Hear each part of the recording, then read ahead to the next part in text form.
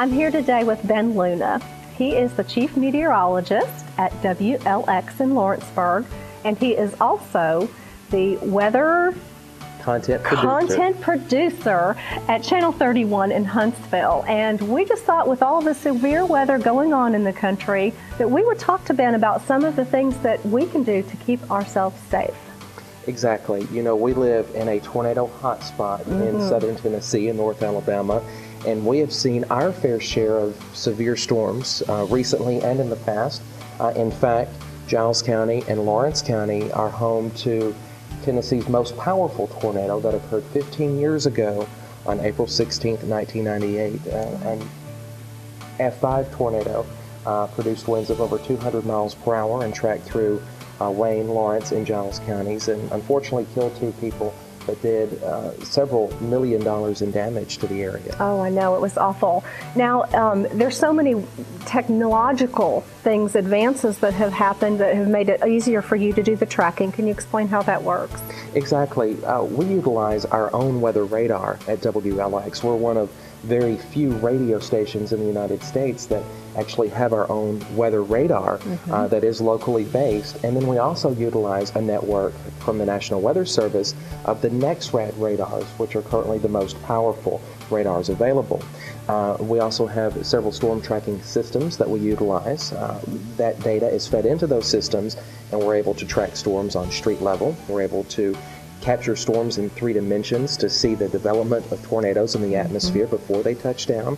And ultimately, we pride ourselves with experience to let folks know where they're going and what's going to happen, in addition to being able to say, you know, where you need to go to be the safest in your home and in your vehicle if you're caught traveling down an interstate or country back road when a tornado could occur in Giles, Lawrence, or Murray counties. Now, safety tips. What do we need to do? You have a great method to help stick in people's minds on this. I'd love to hear this. It's a fun method, and it's kind of silly, but it's so true. We call it the duck method. What we utilize downstairs, under something, center of your home, and keep away from windows and doors. Okay.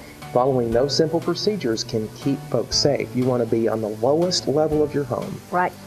Basement, if you don't have a basement or storm shelter, you want to be at least on the lowest available floor, never upstairs. Okay. You want to be at the center of your home, and the last 2 letters of duck tie in together, keeping away from windows and doors and being on the inside. You also want to be under something. You want to have a blanket or a pillow to put over yourself, and that's to protect debris flying into your home. Right. You know, a tornado may not, directly impact your residence, but the debris from the tornado it's a giant whirling column of air carrying anything from rocks to items found in the average backyard, even play sets and extra parts, bricks and rocks. Right. And all that's flying through the air at excessive speeds, and that could break windows in your home and send glass and that original debris into your residence.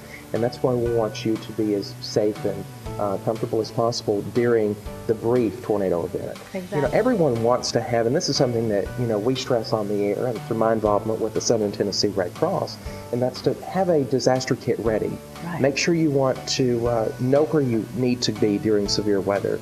Make sure you have the appropriate supplies close by in your safe place, including a battery-powered radio, a flashlight, a blanket, a pillow, and other information that you deem important, maybe insurance information, and in worst cases, even next of kin contact information, all to help those rescuers who come to your property to help you if something occurs and your residence is hit by a tornado. Exactly. I know a lot of these times it occurs in the middle of the night, and you rush down to the basement, and we had a thought one night, well, what if we come up and we're walking through debris? You need to have shoes. Exactly. I mean, you need to think about things like that because you don't know what you're going to be coming up to. And the single most important part of any home severe weather defense and readiness is having a weather radio, especially to use in those middle of the night cases. Yes.